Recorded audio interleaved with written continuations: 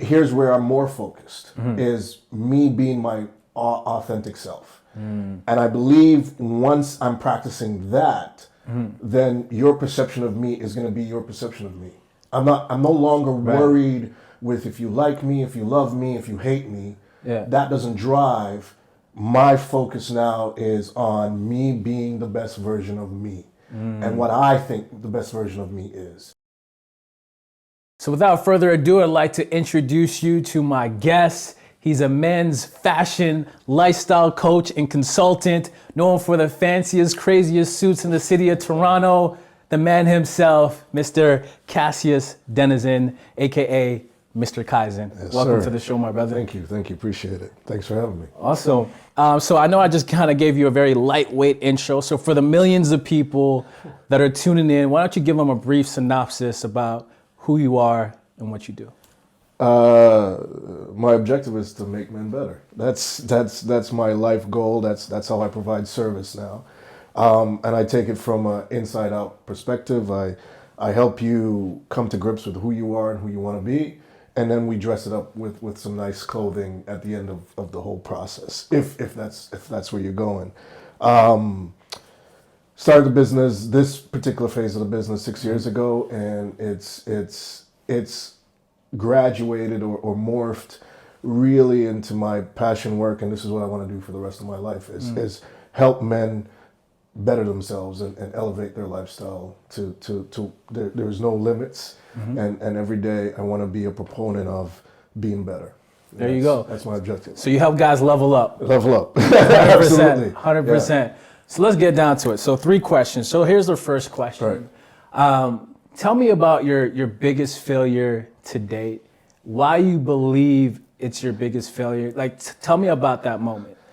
It wasn't. So I'm going to take it from a different perspective, because it wasn't a moment. It was an ongoing, continuous failure that in the moment I didn't even recognize that I was how I was failing. Like, I had a business. It was a successful business. At that time, it was event management. And I lost perspective. I lost trust. What it came down to, my failure was I no longer trusted me. I was heavily dependent on other people's opinion and how they perceived my success. And everything I did was driven by that. And that is the biggest failure that continued for at least 7-year period. Wow. Until it really crashed, and I came to a point where it was, all right, you no longer have any trust in you. Everything that you value comes from other people's mouths, perspectives. It's no longer you. You're just animated by that. Right. And when that happened, that's for me when I decided, okay, and keep in mind, I'm a lifestyle guy, an image consultant. I get it. and that's the point where I had to say, okay, I need therapy to get reintroduced to who I am. Wow. So my failure wasn't, I wouldn't just attribute to a moment. It wasn't a moment. It was a series of bad habits that I kept perpetuating for a period of time.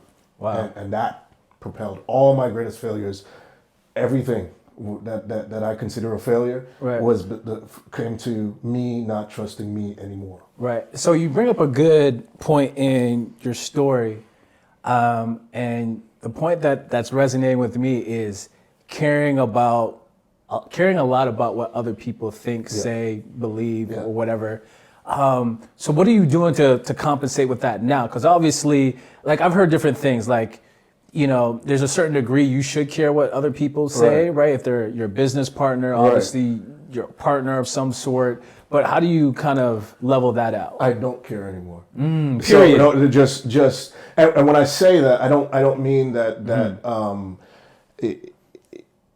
here's where I'm more focused, is me being my authentic self. And I believe once I'm practicing that, then your perception of me is going to be your perception of me. I'm no longer worried with if you like me, if you love me, if you hate me. That doesn't drive. My focus now is on me being the best version of me and what I think the best version of me is. Right. And that's every moment to moment, day to day. Right. That's what I practice. Right. Now, if you happen to be in alignment with that, great. Let's move ahead. Let's connect. And if you're not in alignment with that, I'm at peace with not being liked by everybody. And there was a period of time, my whole objective was that everybody better love me. Right. Right. I am too awesome for you not to love me. Right. I'm no longer bogged down with that weight, that need to feed my ego anymore is and it's still a work in process. There's obviously days that you're like, Yeah. how could you not like me? Yeah, of course. But for the most part now I'm driven more by, am I being a good person? Am I making right decisions? Am I helping my community? Right. Those are the things that weigh my decision process versus, do you like me? Right. Not my Right. perspective anymore. So if you give us like one thing, how did you get to that? Like, I know there was probably a process to kind of get there mentally, but what's like one thing you did to kind of get your mind in that state where you're not caring so much about the outside I noise? had to get therapy, which was for me a huge thing. Yeah. Because at the time I was getting licensed as a life coach, and I was a big ego guy. You know, I thought I knew everything. I'd been through some stuff. You know, I built a successful business. Like, you know, what are you gonna tell me? Yeah. And when I like, I had a moment that it was just like, you can't keep doing this. Right. You know what I mean? Like people were seeing my value and utilizing it to better themselves, and I was kind of just stuck being where I was. Right. There was no evolution. I got up every day to meet those standards set by outsiders, versus what is it that I want to do? How am I elevating me? And when that hit, I made the conscious decision. I'm like, I can no longer do this on my own. I needed to ask somebody for help and to get clarity onto why I was in this stuck situation of needing the reassurances and the adulation of others to make me feel good. That makes sense. And then I it was a big deal. I remember the first time, you know, I went to my therapist and for me it was important that it be a person of color, so they were black, and I laid it out. You know, I went in and I was like, so, you know, I don't really need you, but here's what I want to see happen. And he sat there and he was like, okay. He was like, so why are you here? And that, when he said that to me, which is what I use in my practice now, it's like, okay, fine. Maybe there is some stuff I need to work on. Right. So yeah, it was. I'm most proud of myself for making that decision of asking for help. Right. Because if I didn't, I would have just continuously perpetrated the bad behavior that wasn't helpful to me. Right.